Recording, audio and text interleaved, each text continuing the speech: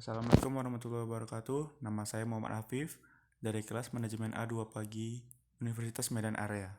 NPM 208320321 membahas tentang proyek mata kuliah ekonomi makro, pembahasan tentang kebijakan fiskal dan pengaruhnya terhadap COVID-19. Pembahasan yang kita bahas kali ini ialah yang pertama ialah pengertian kebijakan fiskal, fungsi kebijakan fiskal, tujuan kebijakan fiskal, bentuk-bentuk kebijakan fiskal dalam menghadapi COVID-19, dan yaitu terakhir kesimpulan. Apakah itu kebijakan fiskal?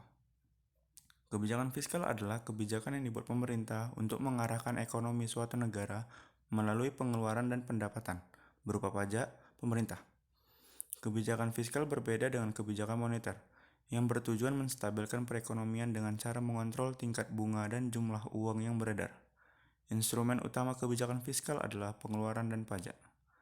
Kebijakan fiskal meliputi semua tindakan pemerintah yang berupa tindakan memperbesar atau memperkecil jumlah pungutan pajak, memperbesar atau memperkecil government expenditure, dan atau memperbesar atau memperkecil government transfer yang bertujuan untuk mempengaruhi jalannya perekonomian. Fungsi kebijakan fiskal.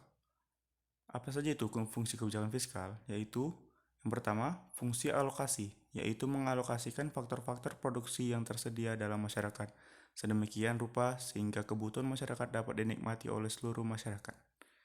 Fungsi distribusi, yaitu fungsi yang mempunyai tujuan agar pembagian pendapatan nasional dapat lebih merata untuk semua kalangan dan tingkat kehidupan. Yang ketiga, fungsi stabilisasi agar terpeliharanya keseimbangan ekonomi, terutama berupa kesempatan kerja yang tinggi, tingkat harga-harga umum yang relatif stabil, dan tingkat pertumbuhan ekonomi yang memadai. Tujuan kebijakan fiskal.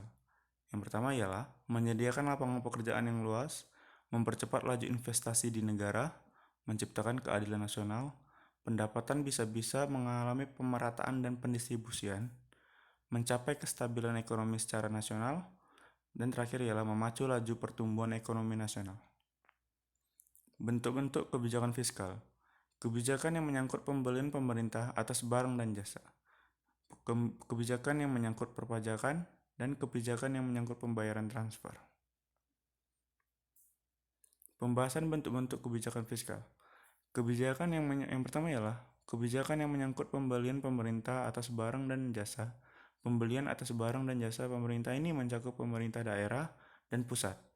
Belanja pemerintah ini meliputi pembangunan untuk jalan raya, jalan tol, bangunan sekolah, gedung pemerintah, peralatan militeran, dan gaji guru sekolah. Yang kedua ialah kebijakan yang menyangkut perpajakan. Kebijakan pemerintah atas perpajakan mengalami pembaruan dari waktu ke waktu. Hal ini disebut tax reform atau pembaruan pajak. Tax reform yang dilakukan pemerintah mengikuti adanya perubahan di dalam masyarakat seperti meningkatnya pendapatan, meningkatnya kebijakan yang menyangkut pembayaran transfer. Yang ketiga, pembayaran transfer meliputi kompensasi pengangguran, tunjangan keamanan sosial, dan tunjangan pensiun. Jika dilihat pembayaran transfer merupakan bagian belanja pemerintah, tetapi sebenarnya pembayaran transfer tidak masuk dalam komponen di dalam perhitungan pendapatan nasional.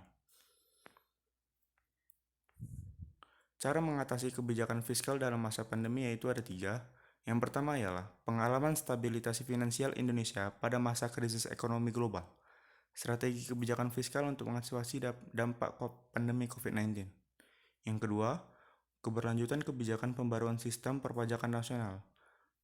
Pajak sebagai sumber penerimaan negara yang berkelanjutan, atau yang bisa disebut dengan Renewable Revenue Resource. Yang ketiga, sinergi fungsi pajak sebagai instrumen kebijakan fiskal, menjaga stabilitas daya saing investasi dan ketahanan ekonomi nasional di tengah pandemi COVID-19. Kesimpulan dari presentasi kali ini ialah penurunan fiskal berpengaruh besar terhadap inflasi. Di masa pandemi COVID-19, bagi perekonomian Indonesia saat ini yang lebih komprehensif dari berbagai alternatif skenario penanganan pandemi COVID-19. Dalam hal ini, skenario intervensi minimal, skenario intervensi kuat, suppression misal melalui pembatasan sosial berskala besar dan yang efektif, dan skenario intervensi kuat dibarengi dengan stimulus fiskal kombinasi dan benefit cost, analisis sederhana.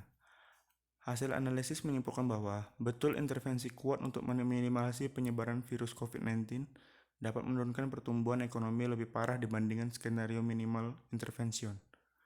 Atau akan tetapi, kesimpulan ini hanya berbatas variabel, yaitu pertumbuhan ekonomi yang tentunya bukan satu-satunya faktor ekonomi penting dalam analisa ekonomi.